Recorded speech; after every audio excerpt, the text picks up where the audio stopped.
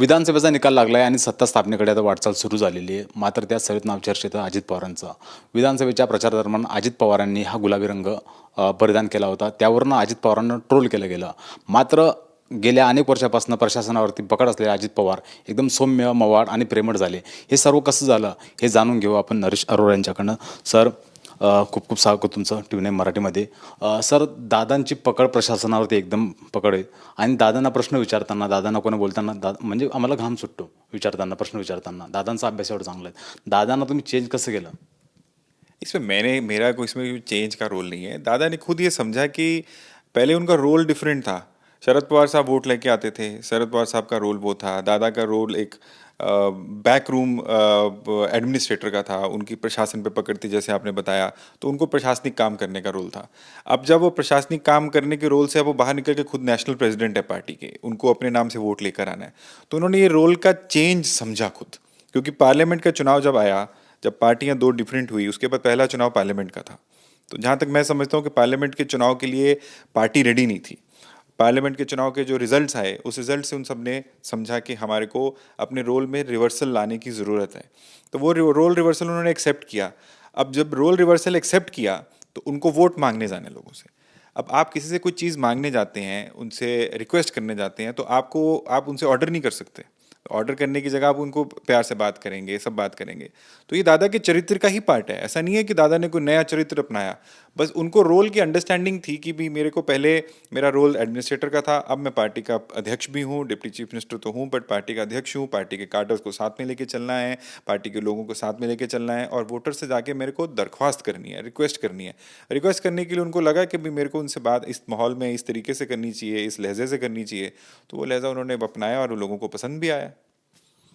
Sir, दादांसमोर मोठं नाव होतं शरद पवारांचं. पार्टी फुटल्यानंतर दादांच्या विरोधात वातावरण तयार झालं होतं. घराघरापर्यंत दादा निगेटिव्ह गेले होते आणि तुम्ही जेव्हा दादांकडे आले किंवा दादांच्याकडे गेलेत त्या टायमाला तुम्हाला चेंजिंग वाटलं, म्हणजे हे चॅलेंज वाटलं का तुम्हाला?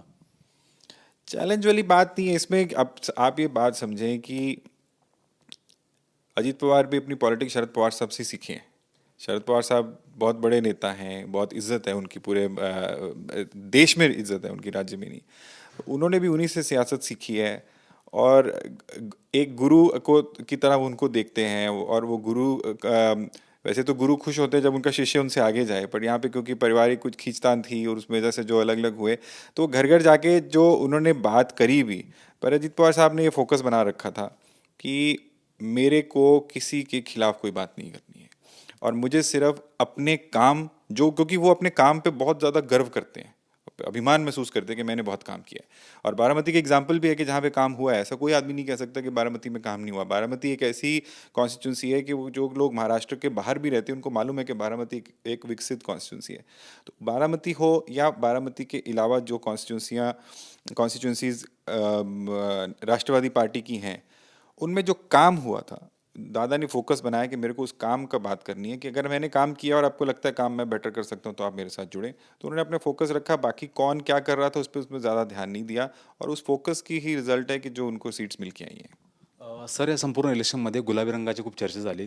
दादा नेहमी आम्ही बघत दादांना, एक तर दादांचा ब्लॅक शर्ट, आपलं ब्लॅक जॅकेट असायचं किंवा पांढरा पायजामा जाती कुर्ता. तुम्ही दादा एकदम गुलाबी रंगात आणला आणि निवडणुकीचा रंगच बदलून टाकला. तर दादा गुलाबी रंग ॲक्सेप्ट करताना काही थोडंसं हे झालं होतं की दादांनी लगेच तात्काळ ॲक्सेप्ट केला तो? आपको मैं याद कराता हूँ, जब विधानसभा में इस बार बजट पेश हुआ था, तो दादा ने यही कलर की जैकेट पहनी थी। हमारा सिर्फ पर्पस ये था कि वो जैकेट, क्योंकि वो उस बजट में ही लाड़की बहन योजना या इस तरह की बड़ी स्कीम, वीज बिल माफ़ी, 3 मुफ्त गैस सिलेंडर और ये सब चीज़ें आई थी। हमारा पर्पस था कि वो जैकेट जो उन्होंने पहनी है, वो चाहे शुभ है, चाहे उस कलर की रिकॉल वैल्यू है, वो कलर कंटिन्यूएशन में चलना चाहिए ताकि लोगों को याद रहे। क्योंकि ऑलरेडी यहाँ पे 6 पार्टियाँ हैं।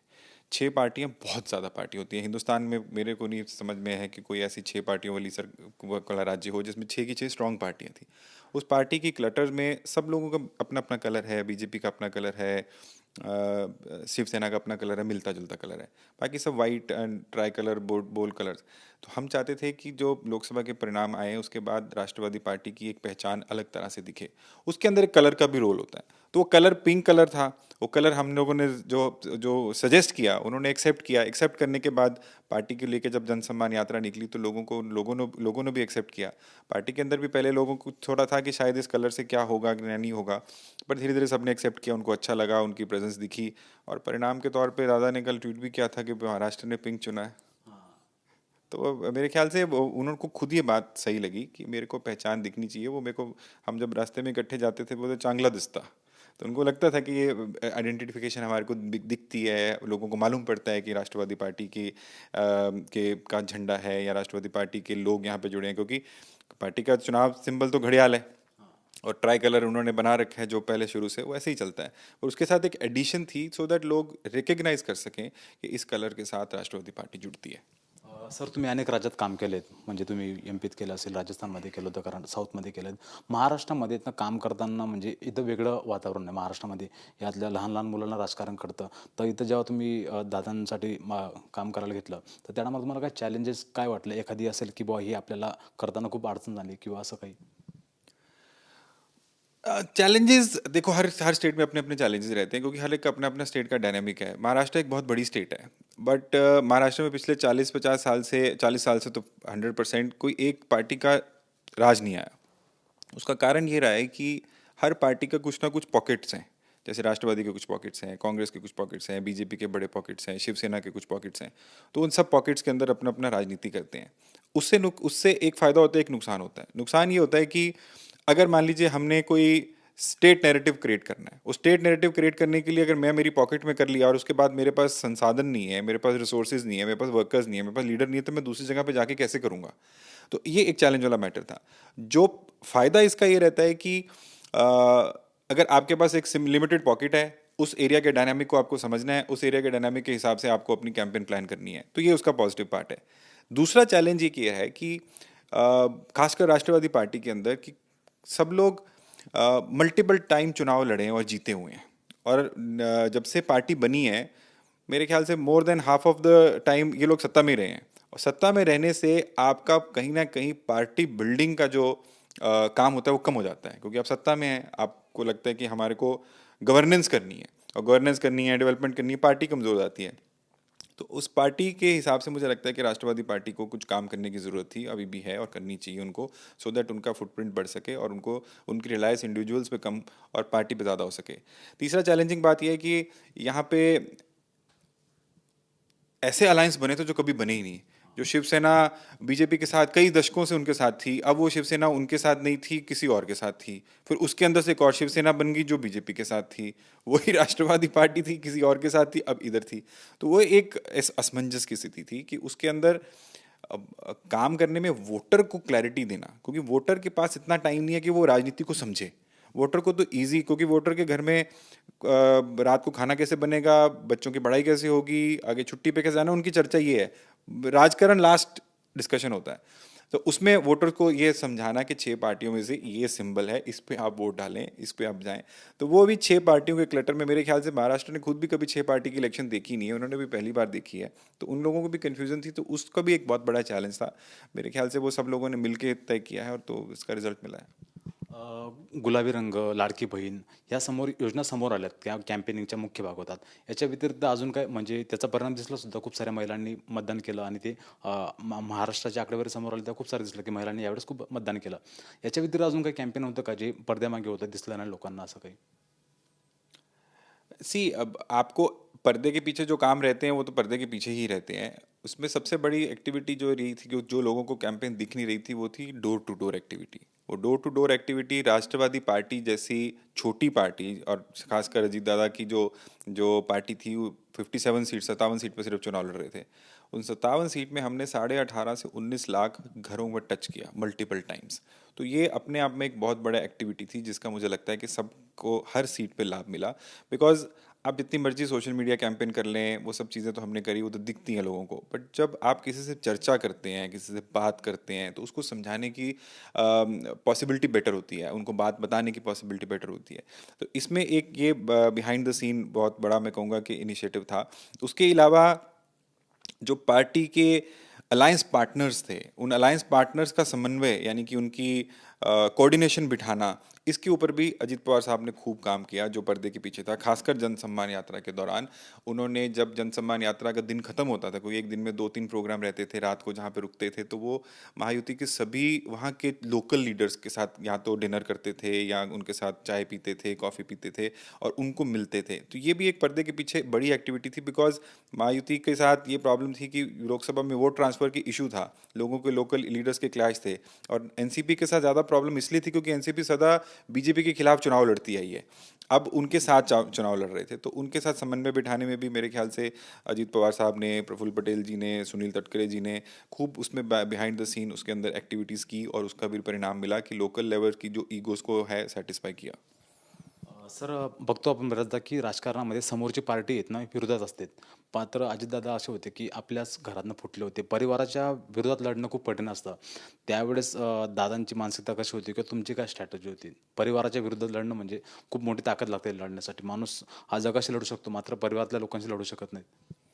उनके मन में बहुत दुख था इस बात का कि ये जो बारामती में जो लोकसभा का चुनाव हुआ, उसमें परिवार को परिवार से चुनाव लड़ना पड़ा, और उसको उन्होंने दुख व्यक्त भी किया। आपने सुना ही होगा कि उन्होंने पब्लिकली उसके बारे में 3-4 बार माफ़ी मांगी, और उनको इस बात का भी दुख था कि अब जब वो चुनाव लड़ रहे थे, तब भी एक परिवार का मेंबर था, पर इसलिए उन्होंने, हो सकता है कि लोकसभा में परिवार के मेंबर के खिलाफ कोई बात की हो, बट उनको उस बात से बहुत दुख लगा, उन्होंने उस बात को रियलाइज़ किया, और उन्होंने उसके बाद ना तो परिवार के बारे में कोई बात की। आपने भी देखा कि पूरे 5 महीने में चुनाव के बाद उन्होंने कभी भी परिवार के बारे में बात नहीं की, और जब खुद का चुनाव लड़ रहे थे, और उसके सामने, उनके सामने जो चुनाव लड़ रहे थे वो तो उनके बच्चों जैसे हैं, और बच्चों की उम्र के भी हैं, तो उनको लगता था कि ये, मैं, पहली बात है कि उनके बारे में, अपने बच्चे के बारे में क्या ही बात करूं, तो उन्होंने ये ज़्यादा स्ट्रैटेजी रखी कि वोटर्स को ये बात करने की ज़रूरत है कि भाई मैंने अगर तुम्हारे लिए काम किया है पहले, और आगे तुम्हें लगता है कि मैं बारामती संभाल सकता हूँ, तो आप मेरे को वोट कीजिए। तो लोगों से फोकस उन्होंने ज़्यादा रखा। उन्होंने ना तो अपने परिवार के किसी मेंबर के खिलाफ बात की, ना अपने परिवार के किसी के बारे में कोई ऐसी बात कही जिससे उनके मन को दुख हो, क्योंकि वो इस बात से रियलाइज़ कर चुके थे कि पहले हुआ है, और ये उनके मन की भावना है। इसमें कोई स्ट्रैटेजी वाला पार्ट या किसी ने जाके उनको बताया, ऐसा नहीं, ये उनके खुद की मन की भावना है कि मेरे को परिवार के खिलाफ ये काम नहीं होना चाहिए था। तो मेरे ख्याल से वो जब सोच उनकी क्लियर हो गई, तो फिर राह आसान हो गई थी। सर, आम्ही बघितलं की जेव्हा सभेत जायचे किंवा कुठल्या कार्यक्रम जायचे तर महिला त्यांना फुलं देत होते, फोटो काढत होते, सेल्फी काढत होते. याच्या आधी दादा म्हणजे रागवायचे, चिडायचे फोटो काढल्यानंतर. मात्र आता खूप दादा चेंज झालेत, प्रत्येकांना हवेसे वाटत आहेत. आता येणाऱ्या काळात सुद्धा दादा असेच असतील का? आणि दादा म्हणजे दादांची खूप वेळा खंत राहिली आहेत की मी खूप वेळा उपमुख्यमंत्री राहिलो, मुख्यमंत्री व्हायची दादांची स्वप्न अपुरी राहिलेत. त्यापर्यंत दादा गुलाबी रंग हा दादांना घेऊन जाईल का? देखो, अब ये तो वर्कर्स की और महिलाओं की और सबकी भावना रहेगी, क्योंकि उन्होंने बहुत लंबे समय तक उप मुख्यमंत्री रहे हैं, और अब उसका ग्रेजुअल प्रोग्रेस मुख्यमंत्री का पद ही है, बट नंबर्स को भी देखना पड़ता है कि नंबर्स किस तरह से हैं, किस पार्टी के ज़्यादा नंबर्स हैं। तो मेरे ख्याल से वो निर्णय तो वैसे भी ये अलायंस पार्टनर्स बैठ के आपस में करेंगे युति के। मन की भावना तो है ही है, और खासकर जिन्होंने राखी बांधी, जिन जिन जगह पे आप लोग बोलते हैं जिन्होंने सेल्फी निकाली, दादाओं को सेल्फी देने का कभी मन है कभी मन नहीं है, बट उनको भी दिखा कि भी, मैंने मैंने जनसम्मान यात्रा में देखा कि स्टार्टिंग में थोड़ा थोड़ा उनको संकोच रहता था, फिर उनको भी अच्छा लगने लग गया, और वो खुद जाते थे, अच्छा आओ, अच्छा आओ, अच्छा आओ। तो उन्होंने भी बात समझी कि आज एक जो दौर जिस तरह का है, लोग वहाँ पे उनके साथ फ़ोटो खिंचा के अपने सोशल मीडिया पे यूज़ करना चाहते हैं, तो उन्होंने भी उसको एक्सेप्ट किया, और महिलाओं ने जिस प्रकार की राखी उनको बांधी है, तो दोनों कलाई उनकी यहाँ तक भर जाती थी, और उसके बाद उनको फिर राखी बंधती रहनी पड़ती, उनको लेनी पड़ती थी, अच्छा दे दो, मैं घर जाके खुद बांध दूंगा। तो उनका तो मन रहेगा ही कि वो मुख्यमंत्री बने, बट अभी जो वास्तविकता है राजनीति की, कि उसके अंदर आपको ये देखना पड़ता है कि आपके पास कितने नंबर हैं, युति में क्या है, और उसके हिसाब से बात बनेगी। पर मुझे ऐसा विश्वास है कि जितनी वो मेहनत करते हैं, 6 बजे सुबह उठ के लोगों से मिलना शुरू करते हैं और रात तक थकते ही नहीं है, सिर्फ एक ही काम है उनको ज़िंदगी में कि मेरे को काम करना है, तो कभी ना कभी वो दिन आएगा, और मैं उम्मीद करता हूँ कि वो दिन जल्द आएगा। सर एक महत्त्वाचा प्रश्न आतापर्यंत आमच्याकडे तो खूप परिवारातल्या पार्ट्या फुटल्यात आणि त्या एकत्र झाल्याने मग ठाकरे फॅमिली असेल आता ही पार्टी फुटली आहे आता शरद पवार साहेबांची. तुमच्याकडे काय अशी स्ट्रॅटेजी आहेत का? म्हणजे खूप साऱ्या लोकांचं स्वप्न असेल, बारामतीकरांचं असेल किंवा महाराष्ट्रातील लोकांचं असेल की ह्या दोन्ही पार्टी एकत्र यावेत, शरद पवार साहेब आणि अजितदादा पवार एकत्र यायला. अशी काही स्ट्रॅटेजी आहे का? असं कुठला रंग तुमच्याकडे का जेणेकरून एकत्र येतील अशी? म्हणजे खूप लोकांची मी जेव्हा कमेंट वाचतो तेव्हा लोक सांगतात असं हे होऊ शकेल का असं?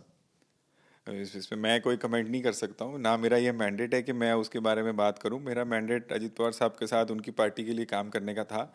लोगों का मन क्या है वो लोगों ने व्यक्त किया है. अभी जो वोट डले हैं और वोटों का जो परिणाम आया है, जो मतों का परिणाम आया, उसमें उन्होंने एक पार्टी को चुना है. चाहे वो एक इस परिवार की बात हो रही है या दूसरे परिवार की बात हो रही है. अब वो साथ में आने चाहिए या साथ में नहीं आने चाहिए, मैं ऐसा मेरी व्यक्तिगत राय है, मेरे पर्सनल राय है कि परिवार इकट्ठे रहने चाहिए.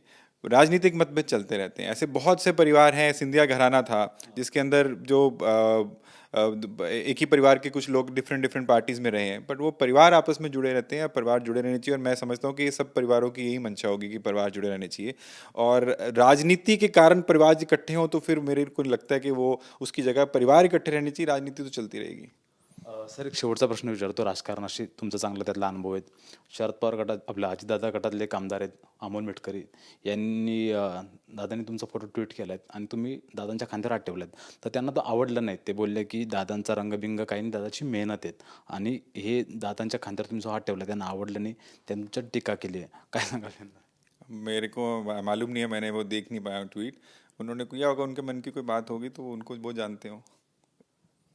धन्यवाद. हे होते आपल्यासोबत अरोरा सर यांनी पूर्ण भारतामध्ये काम केलेलं आणि आता त्यांनी अजित पवारांना जो घेऊन जे काम केलं आणि त्याचा परिणाम हा महाराष्ट्राच्या राजकारणात दिसलेला आहे. रवी सागरकरसह मी हिरा डाकणे, TV9 मराठी, मुंबई.